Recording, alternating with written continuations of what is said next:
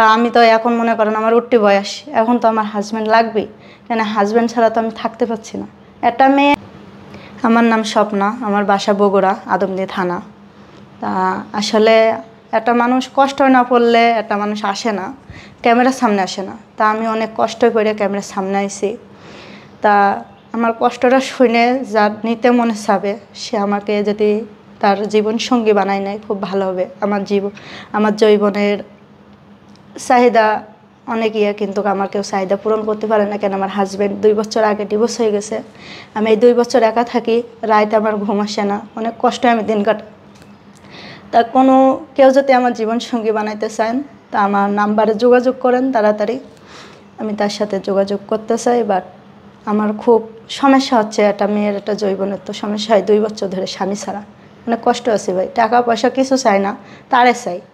টাকা পয়সা কিছুই লাগবে না, সে আমার দায়িত্ব আর আমার বাচ্চার দায়িত্বটা নিলেই হবে। আমার একটা বাচ্চা আছে 2 বছরের। তা আমার ভিডিওটা দেখে যদি কোনো ভাইয়ের মায়া লেগে বা কারোর বউ মরে গেছে, কারোর বউ ডিভোর্স হয়ে গেছে, এমন ভাই যদি হয় তা আমি তার সাথে জীবনসঙ্গীত বানাতে চাই। তা আমার বেশি আমার টাকা পয়সা কিছুই লাগবে না, আমার ভালোবাসাটা আছে। জি, আমার ভালোবাসায় কাঙ্গাল ভাই। আমার যখন মনে করেন 14 বছর বয়স, এখনই তো স্বামীহারা হয়ে যাচ্ছি, বুঝেন নাই?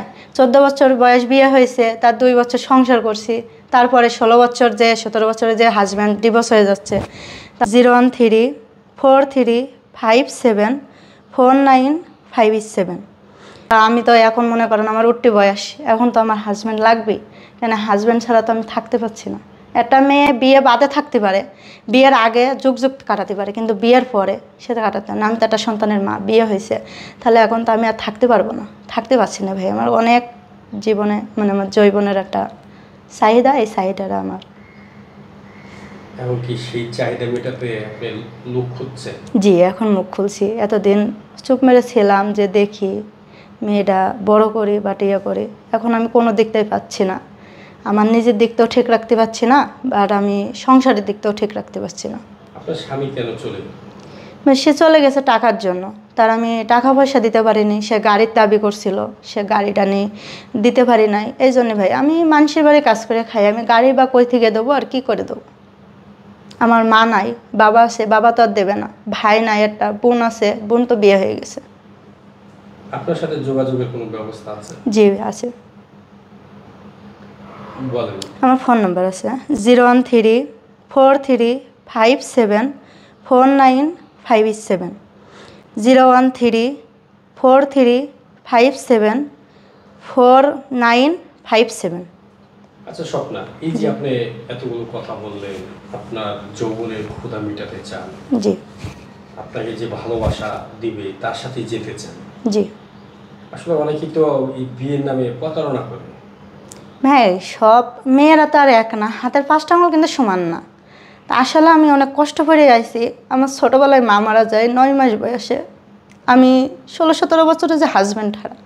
হ্যাঁ, আমি কোনো ছলনা করতেও আসিনি, বাট কিছু করতে আসিনি। আমি আইছি আমার সন্তানের বাপের একটা করতে, আর আমার নিজের যৌবনের আমার নিজের যে একটা আছে। এই কারণে আমার দেখেন আমার কি নাই আর কি নাই, আমার তো সব দিকতেই আছে। আমি কোন দিকতে কমা? আমার তো মনে হয় না আমি কোনো দিকতে কমা।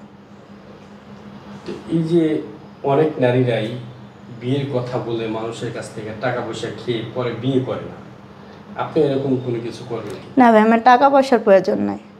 যে আমার দায়িত্ব নেবে সে যদি দূর প্রবাসে হয়, সে আমার ফোনের ভিতরে বিয়ে করতে পারে। বিয়ের শাদী করে তার সেখন তো তার বউ হয়ে যাব। সে যদি দায়িত্ব নেয়, সেখন আমার সংসারের দায়িত্ব তো তার নিতে হবে। সে যেমনই হোক, 30-45 বছর, হাই 40 বছর হলেও সমস্যা নেই। মানে 40-45 বছর হলেও সমস্যা না, সমস্যা নেই।